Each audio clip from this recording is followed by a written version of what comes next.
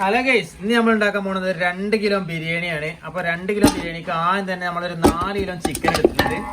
അപ്പോൾ ഇതൊന്ന് പൊരിച്ചെടുക്കണം നമുക്ക് ആദ്യം. അപ്പോൾ നമുക്ക് ഇതൊന്ന് പൊരിച്ചെടുക്കാം. ആദ്യം നമുക്ക് കുറച്ച് സുർക്ക വെച്ചെടുക്കാം, വിനാഗിരി. പിന്നെ 2 സ്പൂണ് കാശ്മീരി ചില്ലി, 1 സ്പൂണ് മഞ്ഞൾപ്പൊടി, കുറച്ച് തൈര് വെച്ചെടുക്കാം. നമുക്ക് പാകത്തിന് ഉപ്പിട്ട് കൊടുക്കാം. ഇത് നന്നായിട്ട് കുഴപ്പം. ഇത് 2 കിലോ അരിക്കാണ് 4 കിലോ ചിക്കൻ നമ്മൾ എടുത്തിട്ടുള്ളത്. ചിക്കന് എല്ലാം നമുക്കൊന്ന് പൊരിച്ചെടുക്കാം.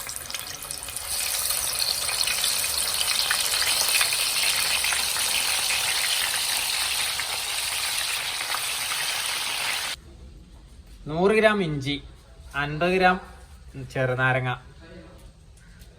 1.5 കിലോ സവോള, 150 ഗ്രാം പച്ചമുളക്, 1 കിലോ തക്കാളി, 100 ഗ്രാം വെളുത്തുള്ളി. അങ്ങനെ നമ്മളെ ബിരിയാണിക്കുള്ള മസാലകൾ നമ്മൾ ചേർക്കട്ടോ. ആദ്യം നമ്മൾ സവോള, പിന്നെ നമ്മളിടുന്ന തക്കാളിയാണ്, പിന്നെ നമ്മളിടുന്നത് ആഫ്രിക്കൻ മല്ലിച്ചപ്പാട്ടോ, ഇഞ്ചി, പച്ചമുളക്, വെളുത്തുള്ളി ചതച്ചത്, 3 നാരങ്ങന്റെ നീര്, കുറച്ച് തൈര് വെച്ചെടുക്കുന്നുണ്ട്, 1 സ്പൂണ് മഞ്ഞൾപ്പൊടി ഉപയോഗിച്ചിട്ടുണ്ട്, 1/2 സ്പൂണ് മുളക് പൊടി ഉപയോഗിച്ചിട്ടുണ്ട്, 1 സ്പൂണ് മല്ലിപ്പൊടി ഇട്ട് കൊടുക്കുന്നുണ്ട്, 15 ഗ്രാം ഗരം മസാല നമ്മൾ പൊടിച്ചെടുക്കുന്നുണ്ട്. പിന്നെ ഇതാക്കണ 15 ഗ്രാം കുരുമുളക് നമ്മൾ പൊടിച്ചെടുക്കുന്നുണ്ട്. വലിയ ജീരകം 1 സ്പൂൺ ഇട്ട് കൊടുക്കുന്നുണ്ട് കേട്ടോ.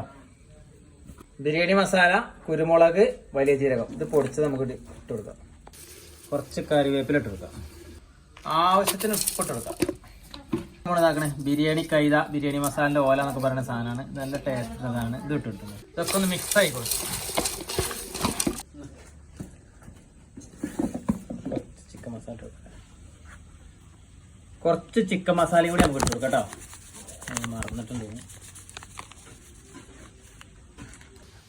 നമ്മുടെ ജീരകശാലയുടെ അരിയാണ് എടുത്തിട്ടുള്ളത്. അപ്പൊ നമുക്കത് ലേശം നേരം വെള്ളത്തിൽ ഇട്ടേക്കണം. ഈ മസാലയൊക്കെ പാടെ നമുക്ക് എന്താ ഒരു പിസിലടുപ്പിച്ചാം. അരി തിളപ്പിക്കാതെ വെള്ളം റെഡി ആയിട്ടുണ്ട്. അപ്പൊ അതിക്ക് നമുക്ക് എന്താ കുറച്ച് ബിരിയാണി ഓല, അതായത് ബിരിയാണി കൈതന്റെ ഇല നമുക്ക് ഇടാം. പിന്നെ ലേശം ഉപ്പിട്ട് കൊടുക്കാം. ഈ വെള്ളത്തേക്ക് നമുക്ക് ഗ്രാമ്പൂ, പട്ട, ഏലക്കായ് ഇതൊക്കെ കുറച്ച് ഇട്ട് കൊടുക്കാം. മസാലയ്ക്ക് എണ്ണ ഒഴിച്ചിട്ടില്ല. അപ്പൊ നമുക്ക് ലേശം സൺഫ്ലവർ ഓയിൽ ഒഴിച്ചു കൊടുക്കാം. നമ്മൾ ചിക്കൻ പൊരിച്ച ഓയിൽ തന്നെയാണ് അതിലേക്ക് ഒഴിച്ചു കൊടുക്കുന്നത്.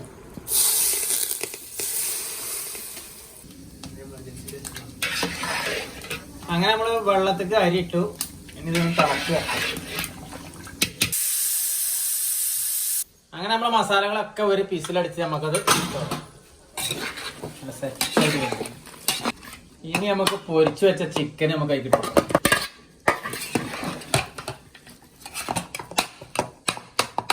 മസാലയ്ക്ക് നമുക്ക് ലേശം മിൽമ നെയ്യ് വെച്ചു കൊടുക്കാം.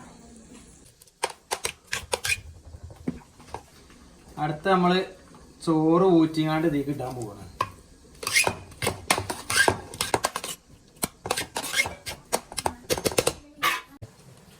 ചോറ് ഊറ്റിങ്ങാണ്ട് ഫുള്ളായിട്ട് നമുക്ക് മസാല,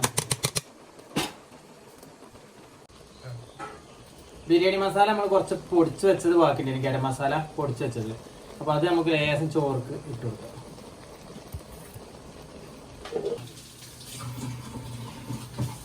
ബാക്കിയുള്ള ചോറും കൂടി അതിന്റെ മുകളിൽ ഇട്ട് കൊടുക്കാം. ഈ കുക്കർ അടച്ച് വെച്ചുകൊണ്ട് ഒരൊറ്റ പിസിലാണ് ഇനി വേണ്ടത്. അപ്പൊ നമുക്ക് ഒന്ന് അടച്ച് വെച്ച് കൊടുക്കാം.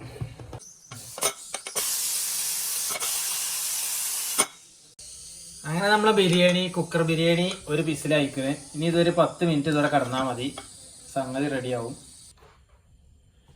അങ്ങനെ നമ്മളെ ബിരിയാണി നമുക്ക് തുറന്നു നോക്കാം.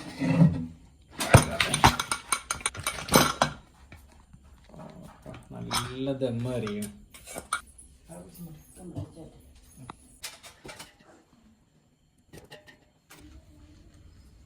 അങ്ങനെ നമ്മളെ കുക്കർ ബിരിയാണി നമ്മൾ പൊട്ടിച്ചിട്ടാണ്.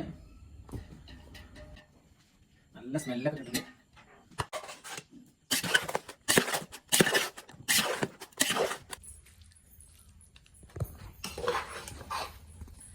ചിക്കനും മസാലയൊക്കെ നല്ല സെറ്റായിട്ട് വെന്തിട്ടുണ്ട്. നല്ല അടിപൊളി, നല്ല വാസനയുണ്ട്.